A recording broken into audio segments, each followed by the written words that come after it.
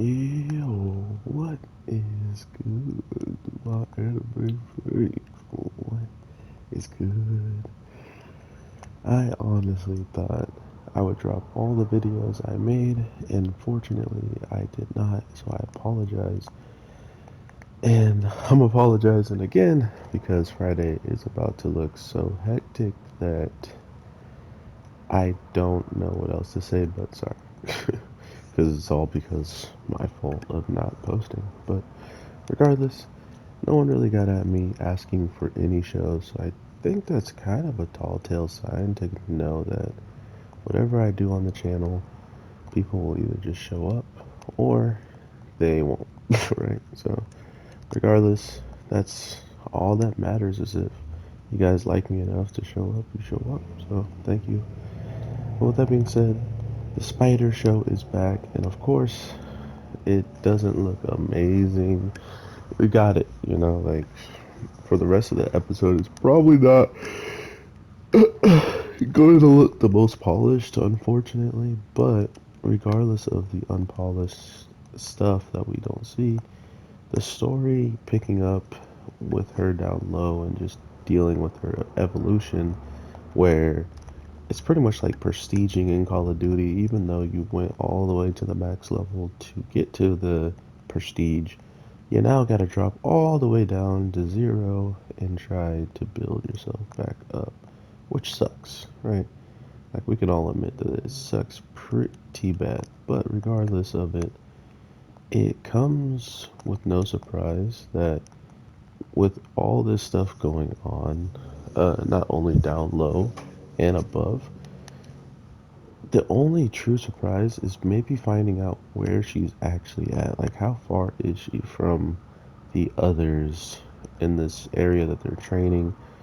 Because not only does she experience, all these people running up on her, these humans, so it would kind of tell you that there is some type of humanity close by in some sense of the matter.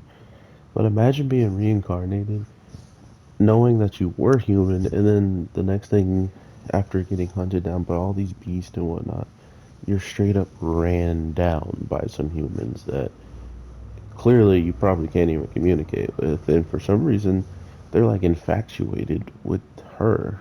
They pretty much ran past other beasts and or snakes and kept going right after her. So I honestly don't know what that is about. From what I can see up top with the humans, and this is where the show got a lot more interesting, is there's so much turmoil between a couple of them that it's safe to say there's going to be some type of war now because of the guy that was reincarnated. I mean, I don't remember what was said about the guy who is supposedly a prince in this world.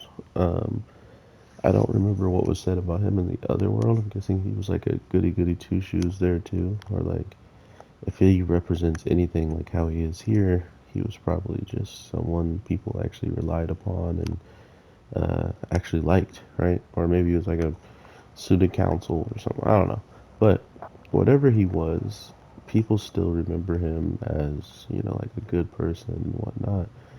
So much to the fact where they're just, they pretty much gave him the best reincarnation, or maybe the worst, because being a prince is cool and gives you high prestige and you're or not famous, but you're rich.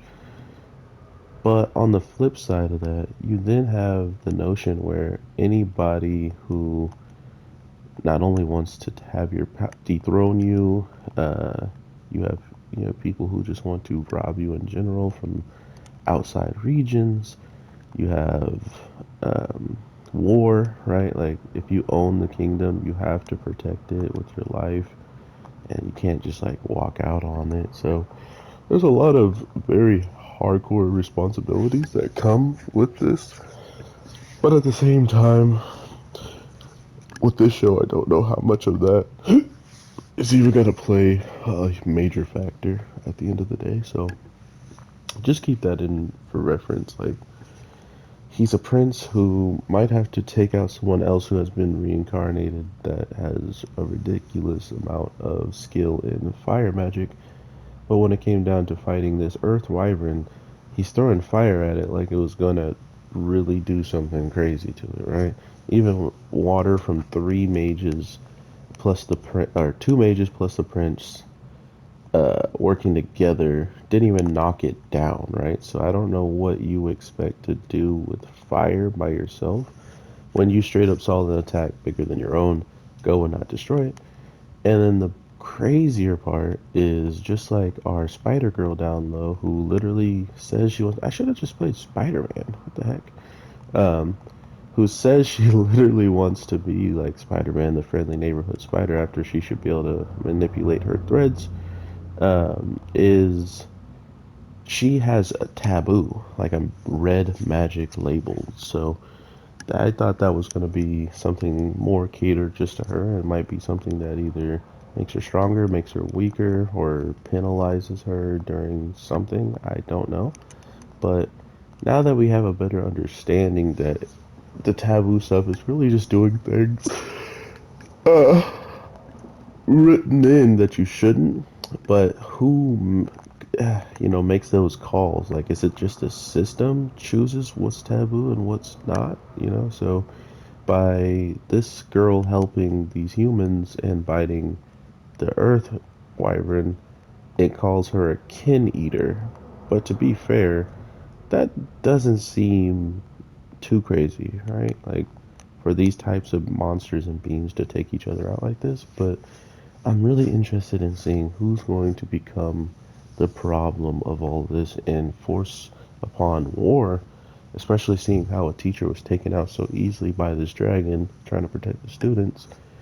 What other types of people are out there that aren't on the good side of this school, this academy, that could show up with even more power than that? But regardless, hope you guys are having an amazing day, night, evening, whatever the case may be. I am your boy, the Anime G, and I apologize for talking so much lately. I just get into these shows and I can't stop going. So with that being said, take care. Peace.